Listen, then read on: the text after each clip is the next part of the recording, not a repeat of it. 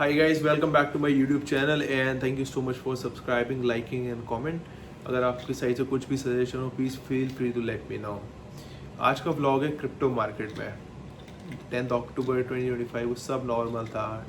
लोग उठे, कुछ लोग अपने काम पे गए, कुछ लोग अपनी ट्रेडिंग पे बैठे, कुछ अपने बिजनेस पे गए। 2025 ऑलमोस्ट एक बुल रन रहा है for crypto, gold and silver.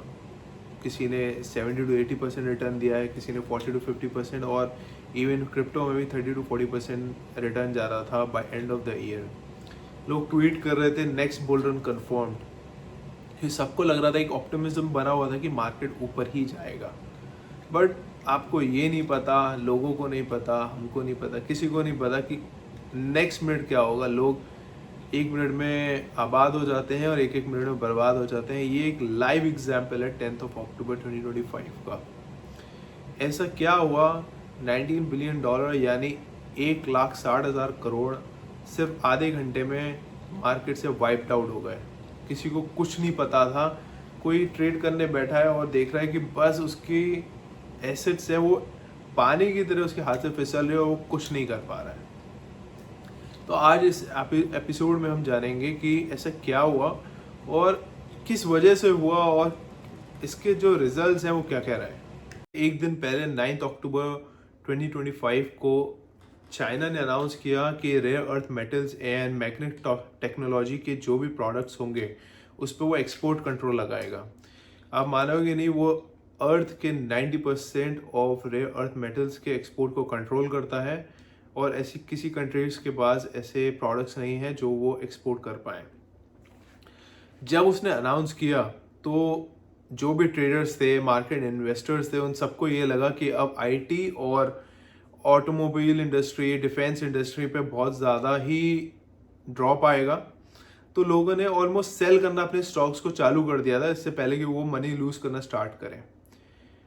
US went mad और यूएस ने नेक्स्ट डे ही रिटेलिएट करा और उन्होंने पोस्ट करा कि 100% टैरिफ्स ऑन चाइना। जैसे ही mister Trump, president of USA, ने ये ट्वीट करा, जो सेलर्स थे वो बढ़ गए और उन्होंने सेल करना स्टार्ट किया अपने स्टॉक्स, अपने क्रिप्टो मार्केट। क्रिप्टो सबसे ज़्यादा वॉलेटाइल मार्केट है। जब अगर कुछ भी सेंटिमेंट्स हर्ट हुए मार्केट के या may be nature of business opposite जा रहा है तो सबसे ज़्यादा क्रिप्टो ही इफेक्ट होता है। तो आप ये सोचो कि दो गवर्नमेंट के कुछ ट्वीट्स डाले, एक दो ट्वीट्स नहीं, मार्केट में से $19 बिलियन यानी कि 1,60,000 करोड़ वाइप आउट कर दिए in just an hour, maximum in an hour. Bitcoin जो सबसे बड़ा क्रिप्टो है, जो $1,30,000 $1,30,000 पे जो ट्रेड हो रहा था, वो सीधे $1,05,000 पे आ गया इन एन आवर। आधे पौन घंटे, मैक्सिमम एन आवर में वो $25,000 ड्रॉप हो गया।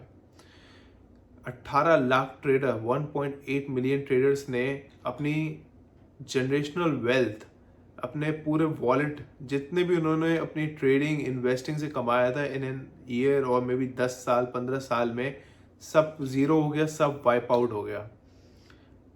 कुछ न्यूज़ में आ रहा है कि 200 से 250 ट्रेडर्स ने सुसाइड कर लिए हैं जस्ट बिकॉज कि उनकी पूरी वेल्थ चली गई। किसी के $200 मिलियन का लॉस हो गया, किसी का $500 मिलियन का लॉस हो गया, जो उन्होंने पूरी क्रिप्टो मार्केट से कमाया था।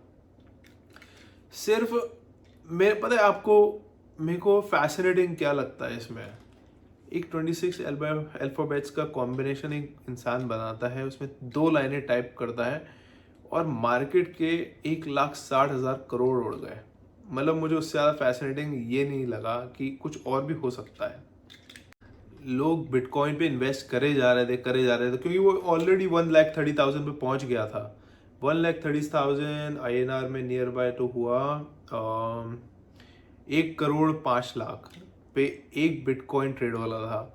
तो लोगों का एक सेंटिमेंट हुआ कि ये इजी 150 टच करेगा ही करेगा by end of the year, और वो और इन्वेस्ट करने लगे।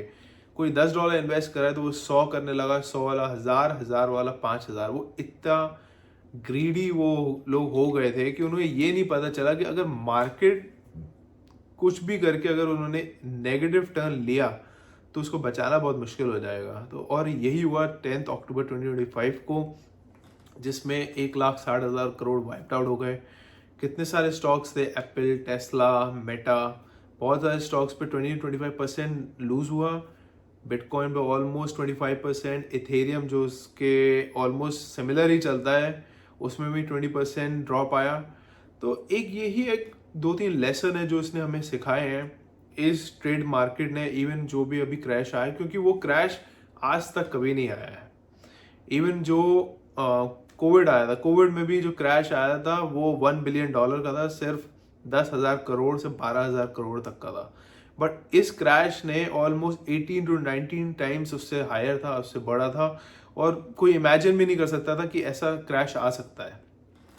अब आप ये सोच रहे होंगे इसने लेसन क्या दिया। लेसन सबसे पहले ये दिया, डोंट बी ग्रीडी। आप कभी भी ग्रीडी होके इन्वेस्ट मत करिए। जो आपका लाइफ बैलेंस है, अब ये नहीं है अगर आप $1 लाख आपकी सेविंग्स है तो आप पूरी लगा दोगे, ये सोचेंगे कि अभी ये 1.5 लाख पहुंच गया तो मेरा डबल हो जाएगा पैसा। कभी ऐसा नहीं होता। आप कभी नहीं जान सकते कि मार्केट कब अपसाइड ले ले या डाउन साइड ले ले, कभी नहीं पता होता। सेकंड, मेरे हिसाब से लेसन ये होगा, एज पर माई एक्सपीरियंस, अगर मार्केट आपको पैसा दे रहा है तो 99.9% है कि वो पैसा लेगा भी। आप अगर इन्वेस्ट करके 100 रुपये या 1 लाख, 1 करोड़, 100 करोड़ कुछ भी बना रहे तो आप उसके लिए भी रेडी रहना कि मार्केट आपसे लेगा भी। तो एक हमेशा आपको इतना लेवरेज होना चाहिए आपके पास कि आप उस सेंटिमेंट और मार्केट डाउनसाइड को आप झेल पाओ। थर्ड लेसन ये है कि हमेशा एक अपॉर्चुनिटी रहती है। जैसे अभी बहुत मार्केट में डिप आया है, क्रिप्टो में, स्टॉक्स में, इवन इंडिया में बहुत स्टॉक्स अभी डाउन है, तो बहुत ज़्यादा डिप आ रखा है। आप प्लीज़ उस अपॉर्चुनिटी का फ़ायदा उठाएं और उस पर इन्वेस्ट करिए ताकि आप थोड़ा बहुत पैसा बना पाए। But don't be greedy. अगर आपको थोड़ा भी लगता है आप डन हो, प्रॉफिट आपका बन चुका है, जस्ट टेक एन एग्जिट। कभी भी ऐसे ओवर ग्रीड मत करिए कि ये बढ़ेगा, ये बढ़ेगा, आपको कुछ नहीं पता। जैसे कि ये हुआ, 12 बजे एक ट्वीट आया, 12:30 बजे 1,60,000 गायब, पुफ, कुछ नहीं पता। सो मेरी हमेशा यही लेसन रहती है। मैं भी जब इन्वेस्टमेंट्स करता हूँ अपने, तो मेरा मेन मोटिव यही रहता है कि मैं इन्वेस्ट करूँ और उसको टाइम टू टाइम रेगुलर देखता रहूँ, मोनेटाइज करता रहूँ। जैसे ही मुझे लगे कि हाँ अब हो गया है, मैं तुरंत ही एग्जिट ले लेता हूँ। मैं कभी भी ग्रीड नहीं करता, क्योंकि मैं 100%, मैं बहुत